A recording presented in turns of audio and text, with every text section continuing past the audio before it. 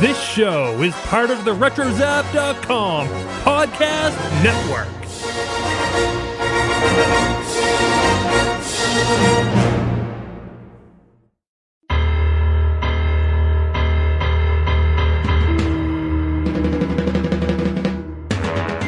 Hey, Ape fans, and happy holidays! We want to welcome you back to our new Talking Apes TV spin-off. Now, for those of you who are just finding us, Talking Apes TV just recapped and broke down each episode of the live-action and animated Planet of the Apes TV series. But now, since there are no more TV shows for me and Mark to argue over, we are now branching off to talk with authors, actors, and those in the ape fan community. And coming up in this episode, we will be speaking with E.C. Gaska, author of The Unknown Ape. Now, on our last episode, which was the first in this new series, we were debating a name for this spin-off. Honestly, I don't know how we can do better than Talking Apes TV special, so now here to weigh in and counter all of my points is Mark Rogushewitz. Hey, Mark. Hey, Rich. We don't argue that much, do we? Have you heard our last 3 years of shows? Okay, so maybe we do argue a little too much, but... The neighbors have complained about our arguing. I'm sure your wife has complained about our arguing. And my wife, and everyone on Facebook. Well, hopefully everybody who listens to the show has fun with it at least.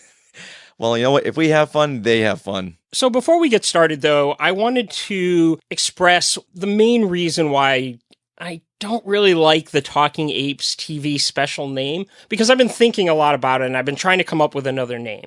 What you got? I think the main reason that the name Talking Apes TV special bothers me is because of the word special. Because, right.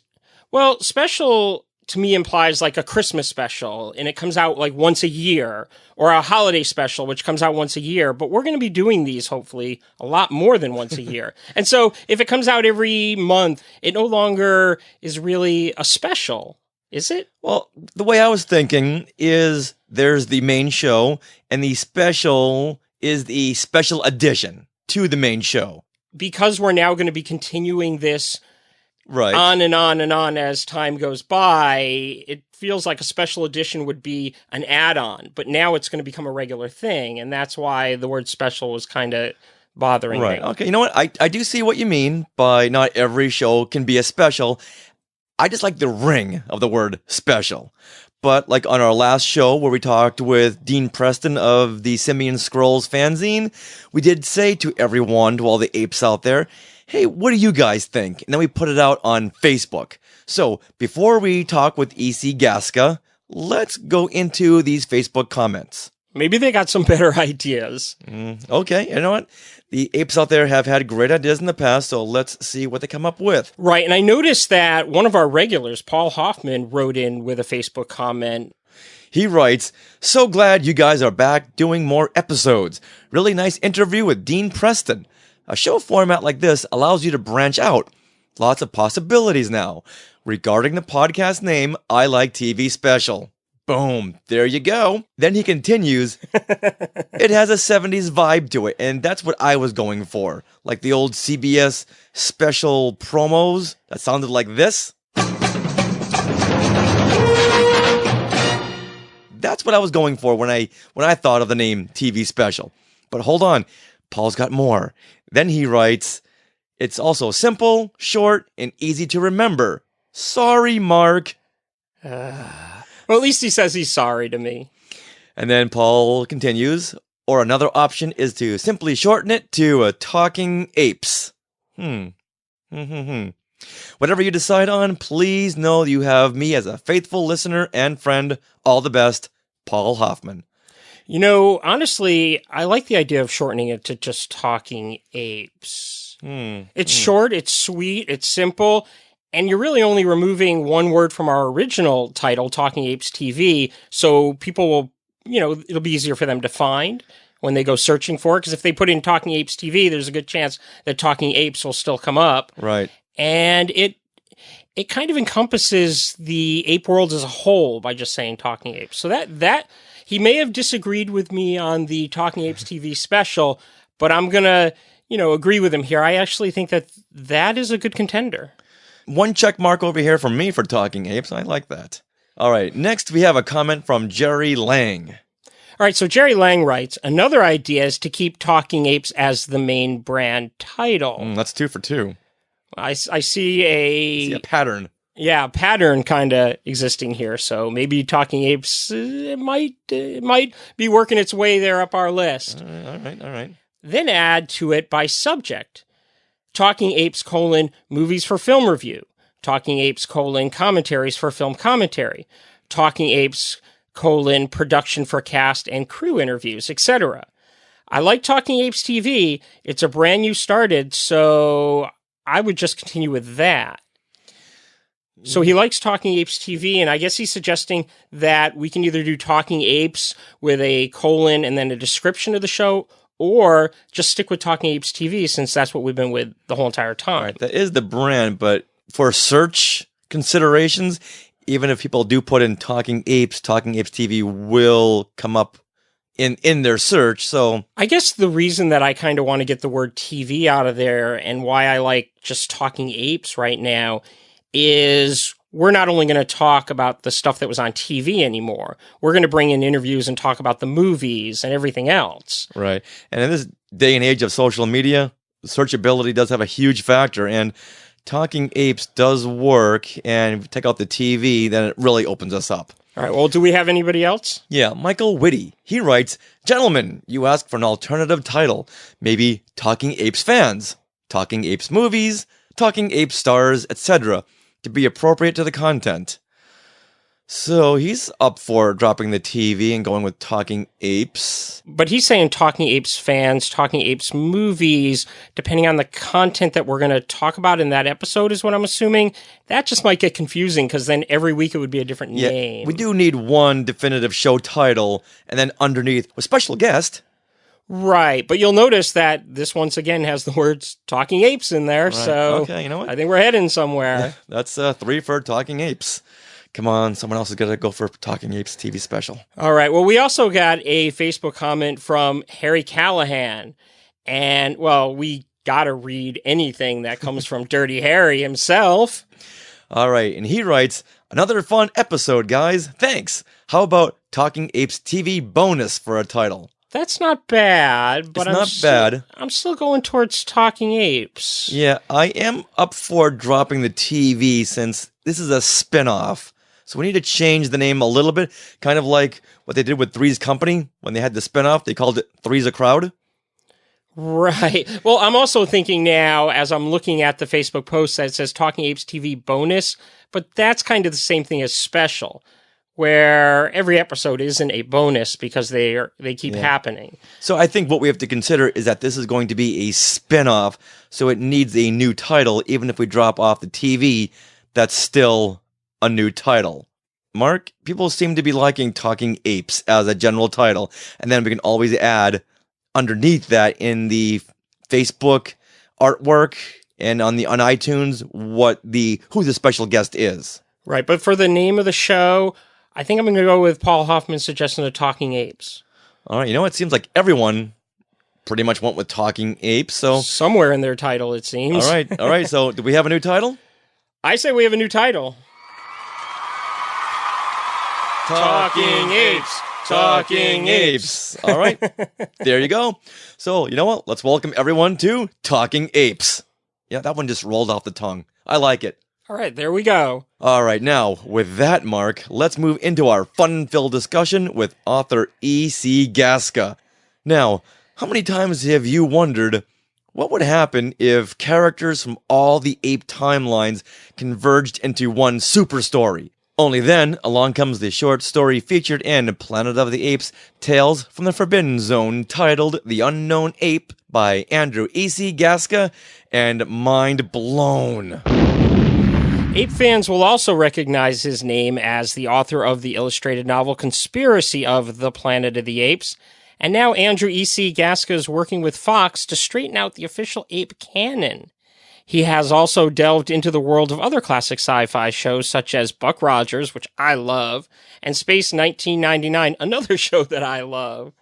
We are very pleased to welcome Andrew to, dare I say it, Talking Apes. Hey, Andrew. Welcome to Talking Apes. Hey, guys. Hey, now, what do you want to be called? Because every time I see your name, it's Andrew, it's it's Andrew EC Gaska, it's EC Andrew Gaska. What should we call you? You can call me Drew. All right, Drew. Now, let's get right into it by asking you this. And this might be a loaded question, but why is Fox now interested in figuring out the Planet of the Apes canon 50 years after the original film? I got to tell you, I hope this is their way of saying that there's more classic apes to come. Or are they just making sure that the new films tie into the classic films? Well, I mean, anything I tell you is going to be conjecture. But I believe that it's because I think everybody's doing this now because of cinematic universes. Mm-hmm. You know, everybody's trying to make sure that they've seen the success of Star Wars and what Disney's doing by tying things in. It seems to be creating Rogue One. There was the ship from the Rebels cartoon was in the battle. Right. And the last season of Rogue One of Rebels is going to probably have the battle that we saw in Rogue One in it. So, you know, Disney is doing this total connected universe thing, and I think everybody else is trying to get in on that because they see the success of it. Well, it's sort of like Marvel too, because that's all Marvel's doing. It seems now is every movie, every superhero movie has to have one of the other superheroes in it. Spider-Man has to have Iron Man, and everything has to be connected. Yeah, I mean, that was they were the prototype for this, but again, it was from Disney. But Disney seems to be the ones who've successfully done it so far. I think it's Sony who did Ghostbusters, right? Mm-hmm. They were planning on doing Ghostbuster Core, which got tanked because the movie did so poorly. You know, they were planning on doing their own Spider-Man cinematic universe, which is why they had that scene with all the villains' weapons in it and everything like that. But that movie didn't do well. So everybody's trying. So far, Disney's the only one who succeeded with 2 franchises. So do you think there will ever be another film that refers directly back to the classic apes, almost like in that universe, in that world? Classic Apes does well in ancillary material, but there's not going to be another Classic Apes movie. I think they might be moving the movie series ahead in time. So the next movie we see, we might actually see apes in costumes similar to what we saw in the classic, right? Because they would jump ahead several hundred years. But I mean, it's a convoluted mess. What's happened with Planet of the Apes over the years. I mean, everything contradicts everything. Uh-huh. And one of the things I've made it a goal to do is make sense out of as much of it as possible, and then pushed to the side as that was a fable, or that was a misinterpretation of what happened for the other stuff. Right. So, which is something that they were doing in Star Wars expanded universe stuff before Disney took over. They would reference stuff that happened in the Marvel Comics series as being a slightly off-kilter version of what really happened, but those characters exist and things like that, you know? Yeah, the Star Wars expanded universe is a great analogy, but with War of the Planet of the Apes ending the way it did, the series could now go in any direction. But do you think we'll see any more ape films hitting theaters? Let's hope so. Yeah, I don't think so. Especially since, unfortunately, War didn't do what they wanted it to financially. It was, in no means a failure. Right. But they were counting on it being much bigger than it was. Dawn is the most profitable movie from the franchise to date in all the films. Which is odd since it got such great reviews. Yeah, I don't know what it is this year. Is Blade Runner doing well? Because I heard that its opening weekend wasn't good. Yeah, Blade Runner's not doing so well, but there's a difference because here we go. Blade Runner's not a very good movie, whereas War of the Planet of the Apes is a great movie. Wow, I love that Blade Runner movie. The new one? Yeah, you have to call me Mr. Gaska now. Oh man, I love the original Blade Runner, but Blade Runner 2049, oh my god, I thought it's so boring, and a lot of people are though, so it's not doing too well right now. But it's getting critical. Mr. Gaska. Gaska.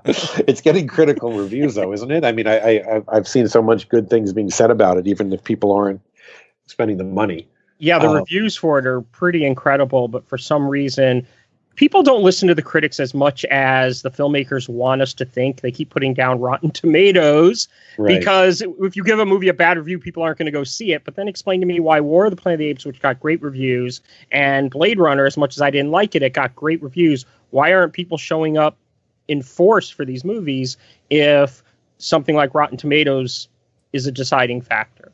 It doesn't make a lot of sense. Yeah, that's a good question. I read somewhere that 20th Century Fox is going to be putting a major push on War of the Planet of the Apes for award season, though. So that might help it bring in a little bit more money, too, if they do that. That would be great. Any success in apes means success in everything that has to do with media and licensing and anything like that. So, if War gets nominated for something, that will help, Titan put out more novels and Funko's doing the classic action figures now. Have you seen about that? Yeah. No, I haven't seen that yet. In the reaction figures, they look great. Like some of those reaction figures look meh, but these actually look like they would fit perfectly with your Star Wars figures from the 70s. Yeah, but going back to the awards thing, if Andy Serkis doesn't get nominated for Best Actor, then why even bother watching? Why bother watching the Oscars to begin with? The best films never win. Well, the thing is there are rules in the Academy, at least, that will not allow him to be nominated because they just have these basic rules. I don't know exactly what they are. I've read about them, but not really remembering right now. But that can make it very difficult.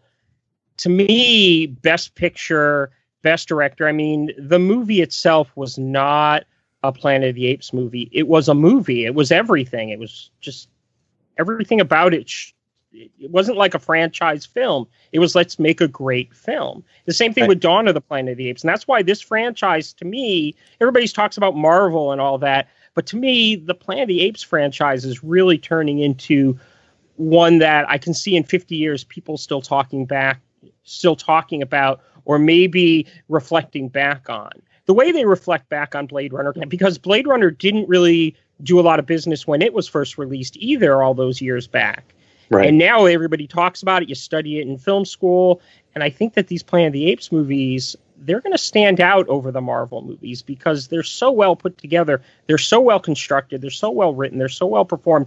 And the effects are incredible. I still swear that when I was watching War of the Planet of the Apes, that there were no special effects. Those were real apes. They look that good. Well, it all comes down to the marketing as well. It all depends on what they can push for toys and what they can do on social media. So, unfortunately, at this point, the films are the secondary. That's actually something that I've had meetings with people at Fox over. Everyone loves these movies, but no one seems to buy ancillary material for the movies. They'll buy ancillary material for the classic stuff.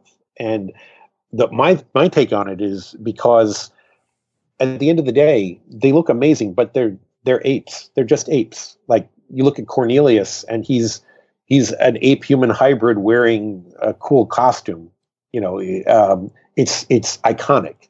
It's like taking the rebooting Star Trek, and they're in the yellow and blue and red shirts because that's iconic. Unfortunately, the Planet of the Apes new movies, while they've been fantastic and amazing, they don't have anything signature iconic that you can take from them in appearance where you can just put the picture up and someone says, I know what that is. Well, plus, if you put those toys on a toy shelf next to the colorful Iron Man and Captain America and Spider-Man, the apes don't have a chance. And because the Marvel shows are just so prevalent in animation, on Netflix, they can get them everywhere. Even on YouTube, they're just flooding the market. Did you guys ever think about this maybe? And that's, these Planet of the Apes movies are more for adults than they are for kids.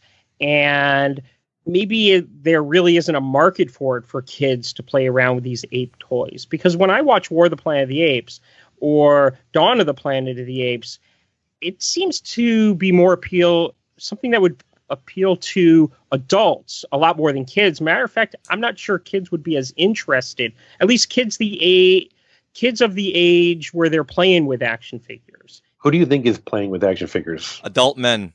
Yeah, pretty much. Adult men between 18 and 34. Richard's playing with action figures. I got my 1974 Galen action figure sitting right here on my desk. Awesome.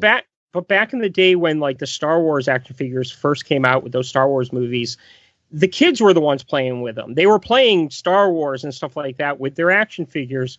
And I know today, because of the way that the geek culture has kind of gone, they become more these action figures become more like collectibles.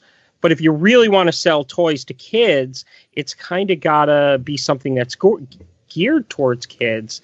And I'm not necessarily sure the Planet of the Apes franchise is geared towards kids. It's not a bad thing, because we adults need stuff geared towards us as well that are fun and, you know, enjoyable. Well, plus, I think in the 70s, when the Mego toys came out, though there wasn't that much to play with, whereas now the market is flooded, so we played with those ape toys as a kid, whereas today, if we have the choice between getting a Maurice action figure or a Kylo Ren action figure, well, you know what? Money's going to be on Kylo Ren. I want Maurice. And Mark, you've got to call me Mr. Woloski from now on. It's Mr. Gaska and Mr. Woloski. Got it. Yes. Those movies from the 70s, though, like, they're brutal. They're not really for kids either. You know, it's the fifth movie that sort of dumbed the whole thing down, because Fox realized, oh, wait a minute, we're making money from toys and stickers and coloring books, so let's make a family film. But the other four films are not family films in any way, shape, or form. What about the live-action TV show? That was pretty family. Yeah, but that's why it was stillborn, though. I mean, it just followed they had non-science fiction writers writing a science fiction show. So you got the same thing that everyone always saw, where, you know, it's somebody on the run, goes into this town, fixes the town's problem, and gets out of there just in time before the bad guys show up. This was successfully used for the Hulk. I think the Hulk was in Kung Fu. Yeah, but I think the Hulk was the most successful version of this. But it was used in everything in the 70s. And then you also have the blonde guy and the dark-haired guy, which was also, you know, Starsky and Hutch and even the Dukes of Hazzard. It's tropes that were followed, and I think that's why the show didn't do as well as it could have. But plus, it was in a bad time slot. You know, it's up against Chico and the Man, and it just didn't have a chance. And all the ape films weren't doing that well, so I'm not sure why they thought it was going to do well on television. Yeah, I don't know. It sounds like your fandom is very widespread, but I'm curious, what are you a big, big fan of? I mean, it has to be Star Wars, because Star Wars changed my life. Right on. So I can't even compare anything to Star Wars. It's definitely the top of everything. Every decision I've made since first grade is Star Wars based. So you know, on top of that, Star Trek is number 2, and then Alien and Planet of the Apes are probably the next ones. Okay. So if Planet of the Apes is number 3 or 4, how is it that you got so involved in Planet of the Apes over, say, Star Wars or Star Trek? It was what the opportunity presented itself. There was no way I was going to be able to get a license to write a novel for Star Wars. But Planet of the Apes wasn't doing anything with that in 2007, 2008. I saw doing licensing work as a way to jumpstart my career. I had been in a comic shop, and I saw the Revolution on the Planet of the Apes comic series was there. And I was like really excited. I picked it up. I was like, this is great. Who's putting this out? Someone called Mr. Comics. And I was like, if Mr. Bleepin' Comics can get a license, I can get a license. So I was doing well. I was working in video games at the time. I was working on Grand Theft Auto with Rockstar Games. And I was doing really well financially. And so I hired an entertainment lawyer, and I said, I'm interested in these licenses. Reach out and see what we can get. And Fox bid on Planet of the Apes, and ITV bid on Space 1999. It's a story for another time. I don't even know if you'd be interested or not, but I almost got Star Trek until IDW outbid me on that. But the Planet of the Apes thing, I pitched it as a comic series because comics was primarily what I was trying to do with my studio. And what had happened with Mr. Comics did not go exactly the way Fox had intended. A trade paperback was never put out for the miniseries, which is very great, very good, by the way, if you ever have a chance to read it. It was a great comic series. It takes place during Conquest and right after Conquest. But so they were like, we don't want to do comics anytime soon. So I'm sitting there and I'm like, did I say comics? Because I kind of meant illustrated novels, you know, like Aliens Tribes. And I got lucky because the woman who was the franchise director at Fox, she's like, Aliens Tribes is my favorite project I've ever worked on. So yes, you got it. And I was like, okay. So that's how we got into the illustrated novel market. Yes. Just by happenstance. Yes. Just by the old. No. You misheard me. What I said was. I was thinking. I got lucky. Nice. Really, I got lucky. One of the things with apes, with my love of apes, is I first saw the movies when I was a kid on the ABC after school movie. So I'd come home from school, watch these movies, and didn't even see the fifth movie until college. I didn't even know there was a fifth movie because they only ever had the rights for the first four on that, and then they took the TV series and they made for TV movies out of them, and they put them on that as well. But for some reason, the fifth movie, I guess I didn't even think it was worth buying because it was never on that. But I always assumed that when I was a kid, I assumed there must be much more movies than I was seeing because there was discrepancies between each one. And I was like, wait a minute, Cornelius and Zero are married now? So I just assumed they must have got married in the last movie and they didn't play that on TV.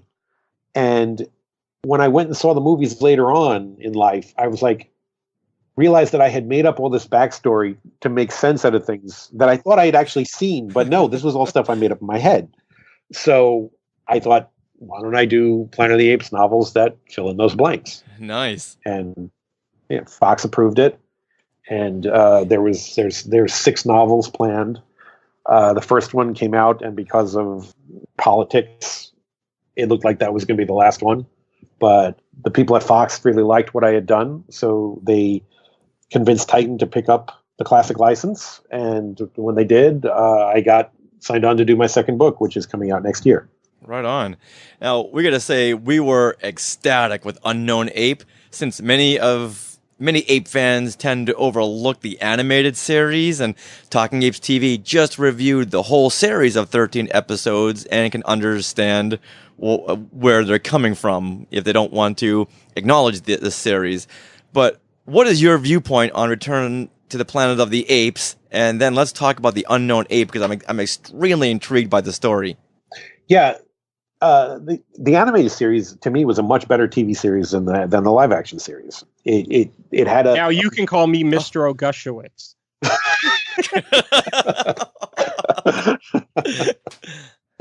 Wow. Go on. All right, we need abbreviations. Mr. W, Mr. G, and Mr. Is that an O on that name? That's an O, yes. Okay, Mr. O. All right, you'll be Mr. O. So it has a continuing plot line. It suffers from limited animation for sure. It can be downright boring and ridiculous when they reuse things over and over again. But at the same time, it has an ongoing story and things are evolving in the plot, which doesn't happen at all in the regular TV series. And I think that there was more of a reason to tune in every week for the cartoon than there was for the regular series because of that. Yeah, so hate me. Well, let me ask you this. When I started reading your story, I did kind of hate you a little bit. And then, of course, the story gets really good. And actually, it's one of my favorite stories in the book. Thank you. And it was the only book that I didn't read in the order of the book because we were watching the animated series and I wanted to wait until we were done with the animated series before I read the story. And if you remember, at the end of the animated series, it kind of just ends. And it not only kind of just ends, but it ends with Cornelius and Zira and our human characters and all of them. They get the Day at the Zoo book and they're going to bring it to the council in hopes to convince the council, that humans aren't so bad and hey, maybe we can all get along.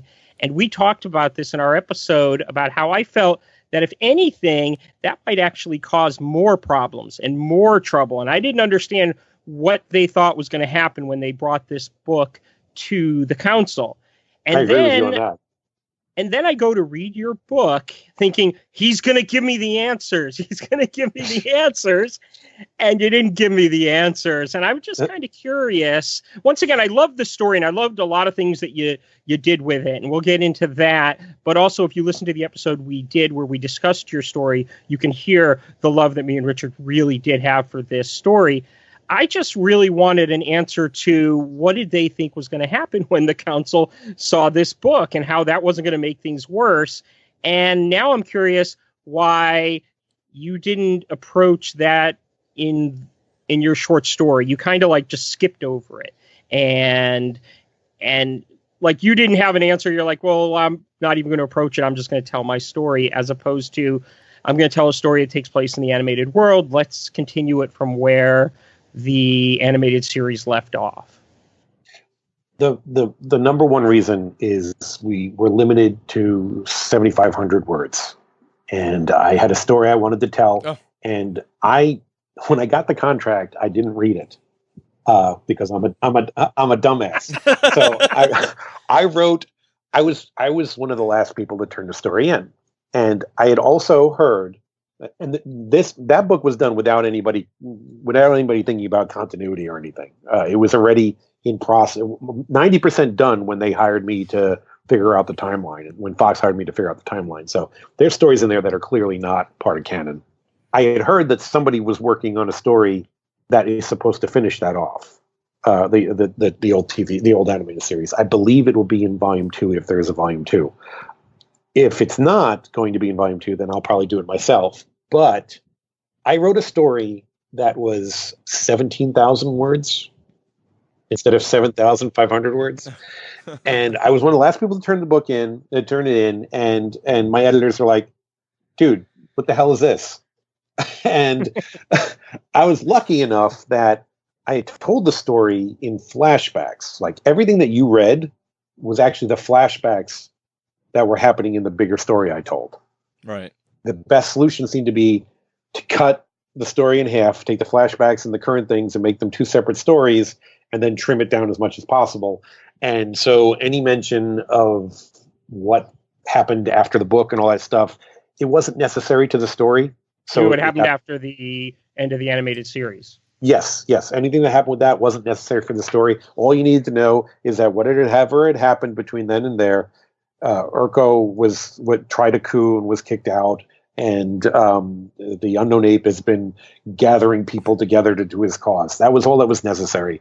I tried to sneak so much explanation stuff in there that I was hoping they wouldn't edit out because it was extraneous, and I got away with most of it. It was just strange because when I started reading the story and I saw that I wasn't going to get that ending, I immediately was 100% against the story. But here's the thing. It's so well written, and you do so many things with timelines and everything that should not have worked at all, that you somehow got to work not only well, but like really well. All these different timelines and all these different characters coming in, it should have been a mess, but I don't know how much thought you put into these timelines and bringing in these characters and who you chose came in. Who you chose you would use, you in a way made it work at the point where, as much as I was mad at the beginning of reading it, by the time I was done, I actually went back and reread it. I don't reread anything normally more than once, but I've actually read your story twice. And you won me over because you took something that was literally seemed impossible. All these timelines, all these characters, mixing it all up, how you make that work. And you did it really well. Can I call you Drew now? Yes, you can call me Drew. No, and I mean that really seriously. And we talked about it in our other episode. Really, really worked. Yeah, and you know what? We had Jim Hanley and Rich Beard on the show just a little while ago, and they told us, oh yeah, there is a story based on the Return of the Planet of the Apes series, and suddenly it's like, okay, I know they told us to read it in order, but truth be told, I did read your story first. Thank you so much. Just because I know that the animated series is just such an underdog that I wanted to see what you were going to do. And then lo and behold, it's not just the animated series, it's the live action series, and it's the film characters. And when I say mind blown, seriously, mind blown, how much fun did you have writing the story where you get to use all these characters from all the timelines? A ton of fun. And the reason that the whole genesis of this story was that, well, first of all, I had been trying to figure out timeline stuff from the beginning when I wrote Conspiracy. Yeah, good luck. Yeah, well, I think I had figured out a bunch of stuff, and basically because of Conspiracy, when the franchise team was having trouble at Fox trying to figure out how does the animated series take place in the same universe as the movie, because they're the same year, and that doesn't make sense. Why do apes have cars here, and bada bada.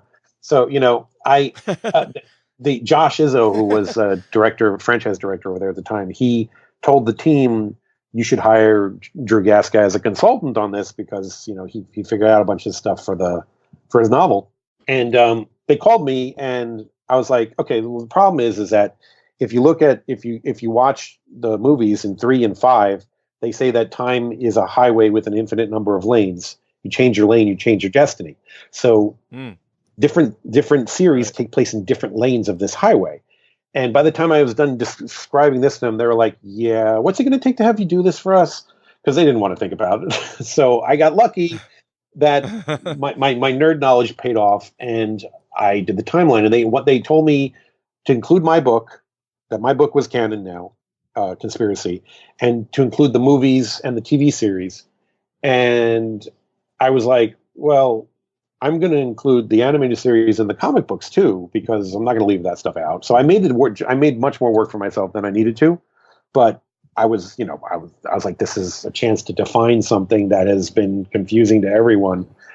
And a lot of the fan theories out there, I read them and I'm with them for like the first three changes they make that make it make sense, and then they ham-fist something in because they want to include it. And it's like, it just doesn't work unless the astronauts are leaving from one timeline and going into different lanes. It's the only way it works. That's why Cornelius and Zira come back in time to 1973, when the animated astronauts launch in 1976, and when Alan and Pete launch in 1980, they are shocked to find out the future has apes because Cornelius and Zira landed in a new timeline.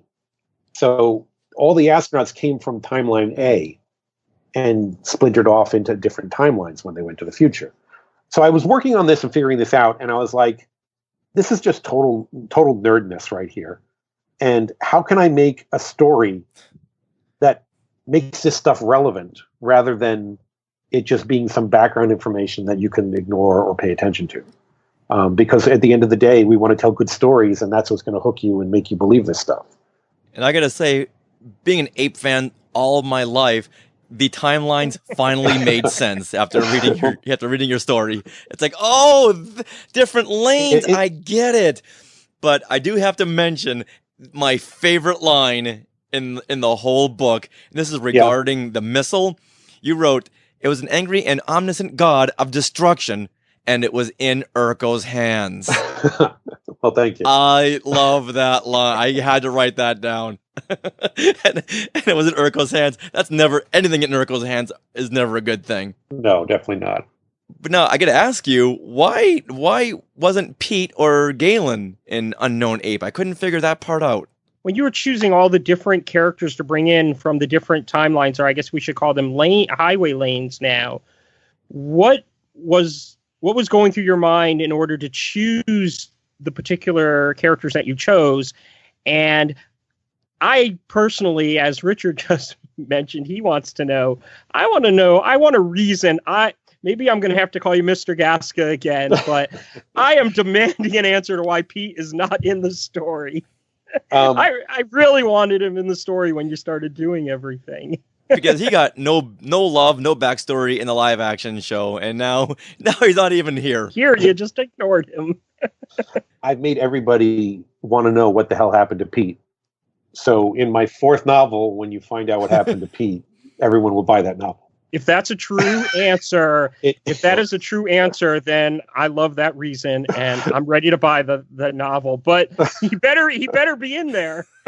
No, he's in there. Seriously, in the 4th novel, how Alan comes to meet Caesar is explained, and Pete is part of this. We know for a fact because I've decided that it was too funny and too cool not to include it in continuity. So this is canon now. The nonsense that they did when they made the TV movies, where they hired Roddy McDowall to come back and do little segments where he was an old Galen talking to a new astronaut and telling him, they eventually did make it back. So as far as I'm concerned, that happened. Galen's old and stayed home. Pete and Alan went back to the future. And you incorporated those little segments? Yes, they're in the timeline. Oh my God, you're just great. You can call me Mark again because I love the fact that you're doing that, and I love the fact that Pete's going to make an appearance in the next novel. But it's not the next novel; it's the fourth novel. The fourth novel. Okay. Okay. As long as it happens, now you're going to make me wait. Yes. So the point is, I'm so looking forward to all this now. You know what? I can't wait. So you know what? I'm just gonna give you my credit card number now. 48726938811. I'm so looking forward to everything you're talking about right now. It sounds really, really good. Thank you. You know, let's hope we make it to 4 novels. I have a 6-novel arc planned. You will make it to 4 novels. Well, you guys talking about this stuff will definitely help us make it there, because it's a shame. Conspiracy did well for the fact that it had no advertising. The publisher was undergoing a transition to a new ownership at the time. So, like, it wasn't even, like, bookstores didn't even carry it. And the ones that did carry it, they thought they put it in the graphic novel section, so people would pick it up. And people who go to graphic novel section pick up books with words, and they're like, why are there words? And they put it back. So, you know, it should have been in the regular fiction, science fiction section. It was a mess. And it did well under those circumstances, but it could have done so much better. Because at conventions, every conventions, I have ape fans that are like, what is this? When did this come out? I'm like, it came out in 2011. I promoted as much as I possibly can. How is it that people still don't see this? Well, I believe the Tales from the Forbidden Zone is doing okay, because I walked into a bookstore, I don't know, about 2 weeks ago, and I saw that the guy had one on his shelf, and I asked him why I only had one, and he said because the others sold out so quickly. Well, that's good. There's obviously a demand for it. Yeah, Titan is doing their job. So, you know, there's a promotional push with these books with Titan, and I'm glad my second book is going to be with them. And it seems like that the world didn't have love for the vintage apes until, what was it, like 2014, when they started releasing toys very slowly. So maybe 2011, you were just ahead of your time. Yeah, I don't know. With Conspiracy. It's interesting. I mean, because we timed the release of the book to come out with Rise. They were both released around the same time. Yeah, I think they were both released in August of 2011. I don't know. Rise generated a new interest, I guess, so maybe it was ahead of its time. Yeah, because I recall showing my nephew some vintage ape stuff, and after we just saw Rise, and he couldn't put the two together. It's like, no, that's not Planet of the Apes. I'm not sure what that is, but we just saw Planet of the Apes. Like, oh, where did I fail as an uncle? No, this is the real Planet of the Apes over here. The guys with prosthetics, those are the real apes. Now, speaking of real apes, there's my segue. I want to talk about your position over there at Fox as their ape expert, but you are their consultant. However, some time ago, there was some controversy on Facebook about your position in the greater Planet of the Apes universe. Can you go into what brought that on? I have no idea what brought that on. I mean, the actual situation started in the scenario I'm about to tell you now. The guy who runs the official Planet Apes universe, that's the Facebook group. Okay, everyone should join that Facebook group because that's the best of the apes groups, except for Talking Apes TV. Well, it's not the same. Oh, we have a page. So you're right. You have the best page. They have the best group. Okay. Can we put that on the Facebook page? Can we quote you? Yes, we have the best page. You can. 100%. We were doing this thing where it's embarrassing, but it's you get drunk, and then you'd say you'd be like, oh boy, ask a drunk author anything, and that's what we were doing, and it was fun, and we got a lot of cool responses. People would ask me questions, and I'd give them ridiculous answers. And people would ask me questions about the book or what's happening with the next one. And they'd ask things that there was no way I could possibly answer without giving away what's going on in the next story. So I would answer it in the most ridiculous, and I would say I would answer them in the most jerky way possible. Okay, that's the best way, the cleanest way I could say that. And I would give the dumb answer, and then I'd say go, meaning for the next question.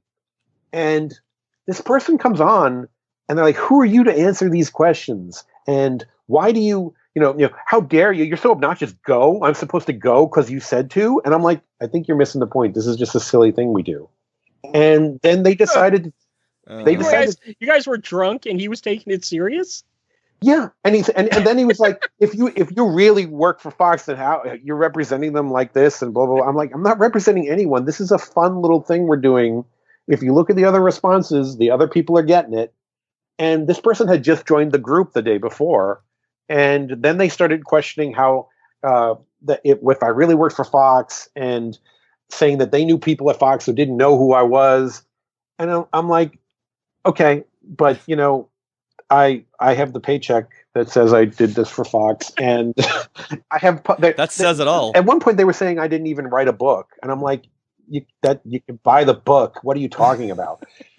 So go to Amazon. Yeah, exactly. And this is at first I was upset about this, and I sent them a link. I'm like, my book's right here, and I was watching this, and I was, this is my first experience with this, with fandom for myself, and I was like, this person is ruining my reputation, is what I was thinking. I'm like, I don't know what to do. What's happening? How could they not believe me? And then I took a step back for a second, and I watched basically every other member of the group come in like piranha and tear that person to shreds in my defense, and I was like, okay, this just happens. This is what happens. There's always somebody who's going to think you don't know what you're talking about, or is going to be mad because you did something to their beloved franchise that they never would have done. Right. That's what it comes down to. And people have such ownership of these franchises that they can't let go, or they can't realize, wait a minute, this is not my decision. It's their decision. And Mark and I just had this argument a couple of days ago where I told him, no one hates Star Wars like Star Wars fans. They're the ones who tear it apart the most. You might be right there. Yeah. No one loves it like we do, and no one hates it like we do. But this questioning of your status and everything like that, it really threw me for a loop. So basically, they asked me who am I to say these things? Who am I to decide the timeline? And the answer is this: I'm the guy who got lucky enough for Fox to ask to do it. I wrote a novel that they liked.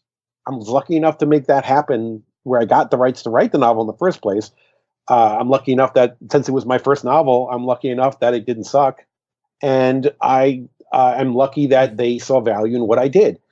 Could it have been somebody else? Yeah. Could it have been Rich Hanley? Yeah, because Rich Hanley did some great ape stuff. But because I was working with them over on Conspiracy over a 3-year period, they knew me and they liked me, and they said, hey, can you help us? Because clearly you have the knowledge. So I'm thankful that I got lucky enough to do that. I know my skill got me there, but there are other people who had the skill who could have been put in there instead. So, it's what happens. I chose to make my life be something where I'm taking this risk to make money writing, which is kind of scary. And that's how I wound up being this person. That's it. And let me guess, the person who was debating you was a failed writer, right? I have no idea. Because they got banned from the group, and then they were subsequently banned from a series of groups. At one point, there were 2 people doing it. I don't know if that person was related to the other person, like as a friend or something, or if it was one person with 2 accounts. But they systematically got shut down everywhere, and then I didn't hear anything about it anymore. So I have no idea. Are you going to bring them on now? Well, they're here right now. Hey, John, come on in. Get AC on the phone. It was Mark, wasn't it? It was Mark. It was me. Yeah, it was me. I just find it really weird that when it comes to people's love of their franchises, a lot of people think that if you disagree with them, then you should keep your mouth quiet. You shouldn't say anything. It's like, just because I don't agree with you, I shouldn't talk about it.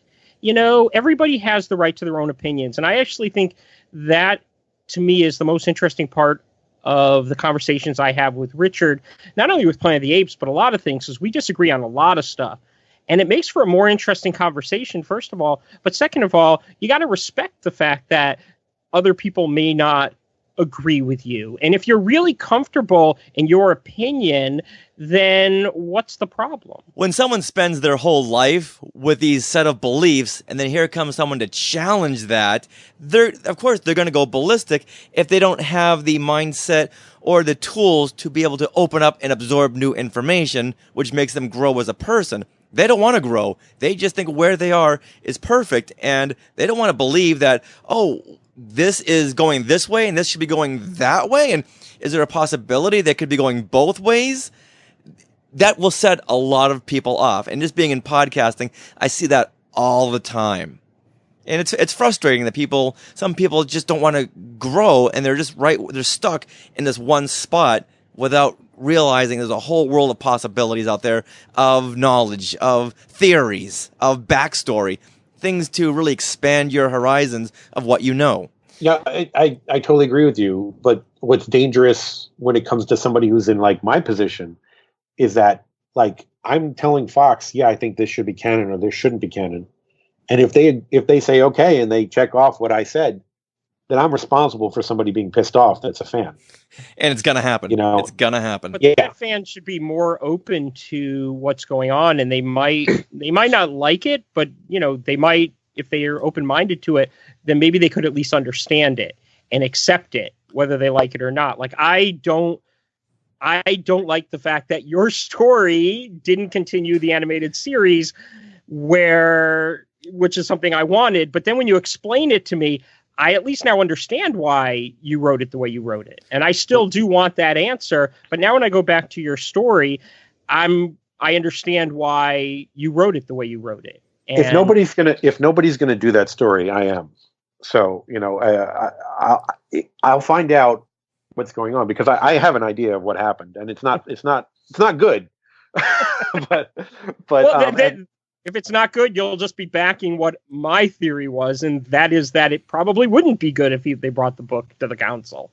So, right. and basically, that weird stuff happened, and the unknown ape showing up is what helped to start unifying everyone. So clearly, a big mess was left by however the animated series should end. Right. I will tell you this, is that as far as I'm concerned, and I hope that they don't, like, if whoever winds up being the architect of the ending of this series, I hope that they don't make them get back home. I think that they should live the rest of their lives out in the future. I agree with that. I think the story shouldn't be about them getting back. I mean, about them getting back should be part of the story, but ultimately the real character arc should be the acceptance of where they are and moving on with their lives. Yeah, they were doing so many things in that series to improve the lives of the humans that were there. Right. And it just seems like, Alan and Pete needed to go back, as far as I'm concerned, because of the way those little Roddy McDowell blurb things happened. Because I wanted to include those because I thought they were great that he actually came back and did those. That is the coolest thing about this whole entire conversation, is that I learned that you're including those in there, because I just thought that those would go ignored, and the fact that they're not going to go ignored, I love that. I know who would think of that. Well, you would think of that, but who else would think of that? And it just takes one. It just takes one person to think of it and let it happen. But there's still one thing that, Drew, you have not conquered in any of your stories, and I hope you do go into this sometime in the future, and that's please explain to us how Urko's top-heavy helmet stays on his head and it never falls off. No matter how fast he's riding that horse, no matter what kind of fight he's getting into, that top-heavy helmet stays firmly planted on his head. How? That defies logic. How does that happen? Can you please write a whole story around this? I can write a 2-word story, or is it 1 word? Bobby pins. Okay, we'll put that one on the list. So far, we have helmet hair, bobby pins, Velcro, but there's got to be another thing, because I don't think Urko would. He's not man enough to put a bobby pin in his hair. So there's got to be some answer. Are you insulting him by calling him a man? He's an ape. Oh boy. I'm gonna wake up tomorrow morning and find Urko standing over my bed with a billy club. But before he starts hitting you, make sure you reach up to that helmet to see what's holding it up. At least die knowing. One of the things that I tried to build in, because I knew fans would, like I said, there's a million fan theories that you can find on the internet of the timeline, and I looked at these and I was like, no, that doesn't work. But regardless, somebody put a lot of love and effort into making their version of it work, and they made a website for it. So everything that has come out that is officially canon fits in 5 timelines, in 5 lanes. Okay, so which I've labeled A to E. As Virgil and Hassline said, it's an infinite highway with an infinite number of lanes. So anything after those 5 timelines, anything any fan wants to believe is what happened, it happened because it's a multiverse. These things are happening in different versions. These things are happening. There's clearly 2 different versions of Cornelius and Zero. There's the versions that are from lane A, which are the ones that go back in time to 1973, give birth to Caesar. But when Caesar dies and we go to the future of that timeline is the animated series. So the Cornelius and Zero there are 2 different people. So who knows how many Cornelius and Zeros there are throughout infinity? I think you just answered the biggest mystery of all. Various timelines mean Felix Silla and Gary Dubin both played the gorilla child in Planet of the Apes. Oh, why did Mark? We never thought of this possibility. Oh my, they're both right. It all makes sense. It all makes sense, and it's all because of Mr. Gaska. Whoa, boy, that's a load off my mind. If we want to see your timeline, Drew, where can we find that? The timeline? Nowhere yet. It next year's the 50th anniversary. I'm told it's going to be on a website then. It was supposed to come out last year, 2016, right? Yeah. I worked on it late 2015 and early 2016. It was supposed to come out sometime in 2016, but then they put a hold on all these media hub websites that Fox is planning on doing. I'm working on stuff for Predator and Alien as well. Oh, you got to put Planet of the Apes in there. Planet of the Apes meets Predator meets Alien. I'm so in. You could do a Predator on the Planet of the Apes story. That would work. Oh my God, that would be awesome. Yeah, I'm surprised they didn't do that crossover. But I mean, the crossovers I think they're doing too many crossovers at this point. I love crossovers. I don't know if there was a reason that we ever needed to have Planet of the Apes meet Green Lantern. Wait a minute, wasn't that a joke? Was that a real thing? No, that's a real thing. I thought that was a joke. I thought someone photoshopped that. Nope. Oh my goodness. Nope, that's a real thing. I want to see Planet of the Apes meets the monster cereals. that may be next. No, the next one is Planet of the Apes meets King Kong. Oh yeah. Are you serious? Yeah. Oh yeah, that's happening. Yeah, I heard about that. That's awesome. But that's Kygor. Yeah, I know. Well, that's where I would tie it in, but I don't know if the person writing it would have thought of that. I have an explanation for Kygor also. Please tell us. Yeah. Well, I don't know if I should or if I should leave it for my book. Well, you know what? Can you tease us? Tease the apes out there. Leave it for the book, and I'll tell you why.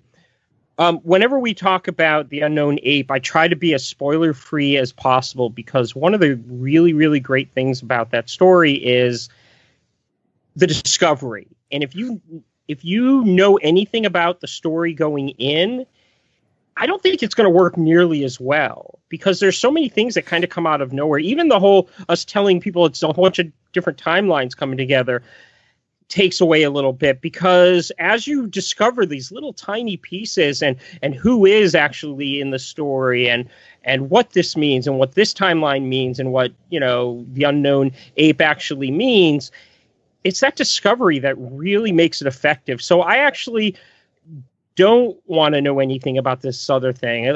Let me discover it when I read the story. All right, Mark, then that's great. Click off for 1 second because I want to hear. Should I turn my headphones off? Yeah, because I want to hear all about Kygor of the Apes. King Kong versus Kygor versus Godzilla versus Mothra versus Frankenberry. But here's the thing is, when we were done with the animated series, I didn't want to have anything to do with Kygor ever again. But now you got me interested, and if you can explain him, I'm so in. The day the book comes out, my money's going down. I love me some Kygor. It's all explained in the Godzilla versus the Mutant Bird miniseries. Yes, it could happen. God, that mutant bird is so annoying. Oh, I hated that thing. I hated that friggin' bird. The sound effect just doesn't stop. My wife would constantly come in and say, "Would you please turn that down? It's the most annoying sound effect ever." That was like the only thing evil about him, though. He just flew around. He never attacked anybody. But yet they kept insisting he was evil. He ate a cow, didn't he? Yeah. Oh, it was a bull. And that's just survival, I mean, am I a bad guy because I had a hamburger? Well, he never attacked the apes. He never attacked the humans. He just flew around, and they're like, "Oh my God, we got to kill him." They didn't have the animation budget for him to attack them. And apparently no more sound design budget either. All right, so Drew, I know you go to a lot of conventions and meet your fans. If the ape fans out there want to see you sometime soon, where can they go next? My next confirmed show is actually not until February.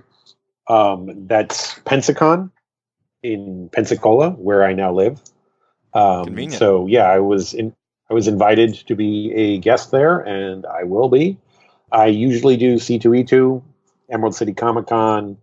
What else? I'm always at San Diego. I'm a reoccurring guest at Dragon Con. But yeah, all those are next year. I don't have anything until February right now. Unless there's a convention that's listening who wants to have me as a guest. Oh. So do you have a website with an event page that the fans can follow you? My Facebook author page, Andrew E.C. Gaska, is the best bet for that. I also have my Blam Ventures Facebook page. You can also find me on my personal page, which is Andrew E. Gaska. And my website does not have events listed on it at this time. It is more of a portfolio of the books that we've done already, but that's blamventures.com. Okay. And you said once again that your personal page has your schedule of events? My author page. Your author does. page. That's Andrew E.C. Gaska. Andrew E.C. Gaska. Yeah. And how about Twitter? Yep. Are you on Twitter? Yes. It's I think it's at AEC Gaska. At EC at what? At AEC Gaska. Andrew Edward Christopher Gaska. AEC Gaska. Oh, that makes a lot of sense. All right, so before we wrap this up, anything else you want to share with the fans? Anything secretive you're working on that you want to reveal here? No, just that the second the sequel to Conspiracy comes out next year, late in the year. It's called, as of right now, and I hope they go with this name change, it's called Destroyer of the Planet of the Apes, and it takes place beneath the Planet of the Apes and tells what happened to Taylor during the film, because he is in the first 5 minutes and then the last 5 minutes. So it tells what happened to him in between. So this is the second book, but in order to get to Pete, we have to wait to the fourth book. Yes. You're going to make me wait that long? Yes. And Kygor, is he in the third book? Actually, Kygor is in the fifth book. Oh my God! All right. Wait a minute, we've been spending this whole time on Skype with you, and you could be writing these stories. All right, abort. You're killing me here. I'm almost done writing the second book. I don't no longer want to wait for the Kygor thing because that's too long. That's why I wanted a tease now. We can talk about the Kygor thing after the second book is out, because there are things mentioned in there which are an obvious setup for it. And you said that was due out when? Fall next year. So this time next year. Okay. Well, that's still too long. I want to. Oh my God. You're killing me here. All right. Well, put it in your schedule now, please, because we're going to want to know all about this. If your short story had been terrible, then I wouldn't care. But it was really good, so I want it now. All right. I'll see if I can work the explanation of Kygor into the short story. Why are you still on the phone with us and not writing? I'm writing something in crayon on loose leaf paper. That's about it. Please help. Someone help me, please. They let me out of my cell to talk. This is my one phone call. They let me out of my cell for this. This call will be recorded and monitored. I have a collect call from... You can call me Drew. An inmate at a county detention facility. Well, unfortunately, Drew's phone time was up, and he had to be escorted back to his special room. But, Drew, if you can hear us, thank you very much for your time. And it was a lot of fun having you on, Mr. Gaska. See, you're getting it. You're getting it. I wonder what it's going to take for me to get to call him Drew again. Now, in every show we do, there are always outtakes. Either Mark and I are arguing, or guests will go off on a tangent that's not right for the conversation, so we cut it out for the flow of the conversation. But this one here, we want to play this outtake that Drew insisted that we keep in. Check this out. You're going to edit this, right? Yeah. Okay, good. Give me a second. Yeah. I was going somewhere with this. We've both been there before. Yeah, okay. Did you even really write a book? What? Is this really You can EC put that in. Gaska You here? can put that in. Keep that in there. Put some of this nonsense in there though, because it's funny. Oh, it'll go in the blooper. It'll go in the blooper reel. Oh, okay. Oh my God. So, like, and I forgot it again. Oh my God. Is it 5 o'clock where you are? Oh, okay. I got it again. Now, don't interrupt me.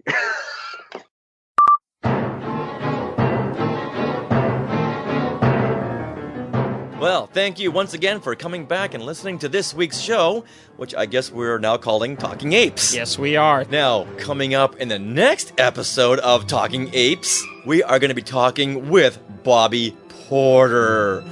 Now, many of you people know that Bobby Porter played Little Cornelius from Battle for the Planet of the Apes, as well as Arno and Remus from the Apes live-action TV series, and boy, does he have stories.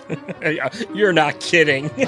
Now, we also want to give a huge thanks to Angela Rushmere, who's been doing such great work on our Facebook page and posting things that, well, I've never even seen before. And we want to thank Rob Dellinger, who composed all the original jingles you hear on Talking Apes TV. Now it's called Talking Apes. I'm going to keep making you say it. All right, fine. But we want everyone to please check out Rob's work at his website, robdellinger.com. That is R-O-B, there's your Rob, D-E-H-L-I-N-G-E-R, there's your Dellinger.com. There's your .com. And of course, I want to thank my sweetie wife, Sarah, who posts the show every week and tells me when something new pops up on social media. Now, if you want to contact us with anything you'd like to see in the future, or hear, since this is a podcast, you can email us at apestv@skywalkingthroughneverland.com, and you can tweet at us at Talking Apes TV. I guess we'll need to change that now. But for now, you can tweet at us at Talking Apes TV.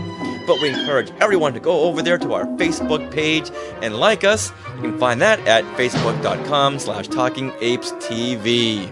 And we want to thank everyone who's been sharing the show with your friends, because we're getting new listeners with every episode who say, hey, I didn't know you guys were out there. This is the show I've been looking for. So we want to thank all of you for doing that. And if you haven't already, please join me and Sarah on our Star Wars Disney podcast, Skywalking Through Neverland, on RetroZap.com and SkywalkingThroughNeverland.com. So, until next time, this is Richard. This is Mark, and I got one last thing to say.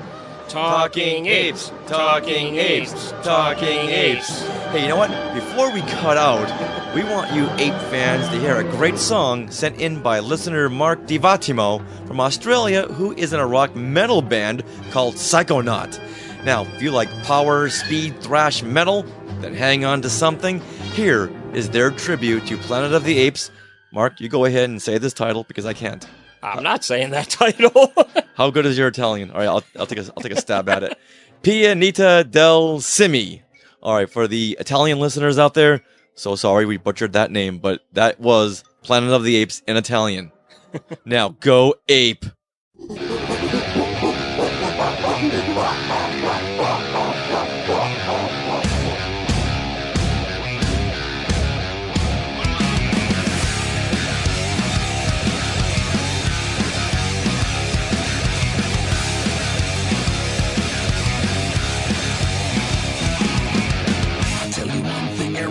Soldier knows the only thing that counts in the end is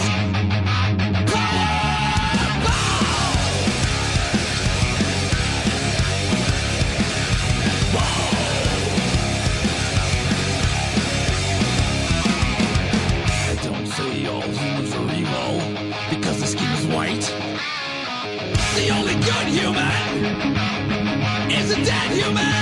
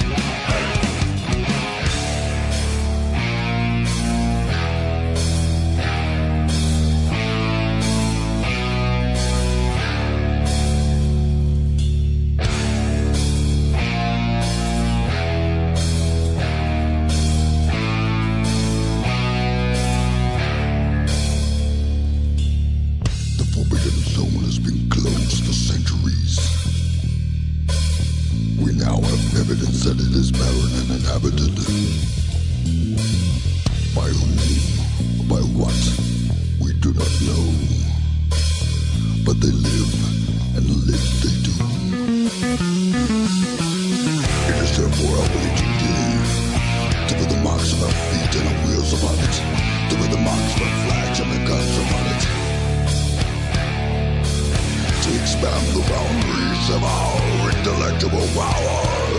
To invade